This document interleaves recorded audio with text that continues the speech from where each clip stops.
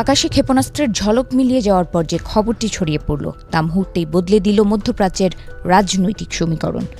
ইরানের সর্বোচ্চ নেতা আয়াতুল্লাহ আলী খামেনি নিহত হয়েছেন বলে জানানো হয়েছে, আর এই ঘটনাকে ঘিরে বিশ্বজুড়ে শুরু হয়েছে তীব্র প্রতিক্রিয়া ও কূটনৈতিক ঝড়। ইসরায়েলি বিমান হামলায় খামেনির মৃত্যুর খবর প্রকাশ্যে আসার পর পশ্চিমা বিশ্বের অনেক নেতা এটিকে স্বাগত জানালেও চীন, রাশিয়া, উত্তর কোরিয়া এবং ইরান সমর্থিত গোষ্ঠীগুলো তীব্র নিন্দা জানিয়েছে। চীনের পররাষ্ট্র মন্ত্রণালয় এক বিবৃতিতে যুক্তরাষ্ট্র ও ইসরায়েলের এই পদক্ষেপকে ইরানের সার্বভৌমত্বের গুরুতর লঙ্ঘন বলে আখ্যা দিয়েছে। বেইজিং বলেছে, এই হত্যাকাণ্ড জাতিসংঘ সনদের মূলনীতি ও আন্তর্জাতিক সম্পর্কের মৌলিক নিয়মকে পদদলিত করেছে। চীন অবিলম্বে সামরিক তৎপরতা বন্ধের আহ্বান জানিয়েছে এবং সতর্ক করেছে যে পরিস্থিতি মধ্যপ্রাচ্যকে আরও বিপজ্জনক অস্থিরতার দিকে ঠেলে দিতে পারে। এদিকে রাশিয়ার প্রেসিডেন্ট ভ্লাদিমির পুতিন এই ঘটনাকে মানবিক ও আন্তর্জাতিক আইনের সব নিয়মের নির্মম লঙ্ঘন বলে মন্তব্য করেছেন। তিনি ইরানের প্রেসিডেন্ট মাসুদ পেজেশকিয়ানের কাছে পাঠানো বার্তায় গভীর সমবেদনা জানান এবং খামেনির হত্যাকে নির্মম অপরাধ হিসেবে উল্লেখ করেন।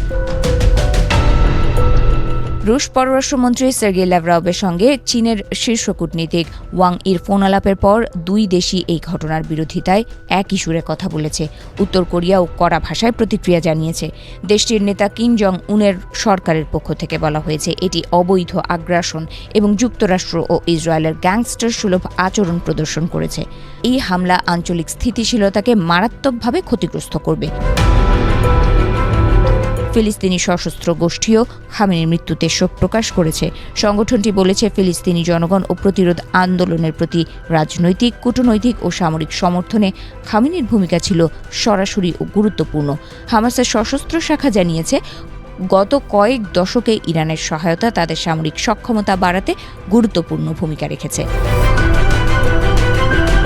বিশ্লেষকেরা বলছেন, খামেনির মৃত্যু ইরানের অভ্যন্তরীণ রাজনীতি ও আঞ্চলিক ক্ষমতার ভারসাম্যে বড় পরিবর্তন আনতে পারে। দীর্ঘদিন ধরে তিনি শুধু ধর্মীয় নন, সামরিক ও কৌশলগত সিদ্ধান্তেও কেন্দ্রীয় ভূমিকা পালন করে আসছিলেন। তার অনুপস্থিতিতে তেহরানের নেতৃত্ব কাঠামো কিভাবে পুনর্গঠিত হবে তা এখন বড় প্রশ্ন। অন্যদিকে ইসরায়েল ও যুক্তরাষ্ট্রের ওপর আন্তর্জাতিক অঙ্গনে চাপ বাড়ছে।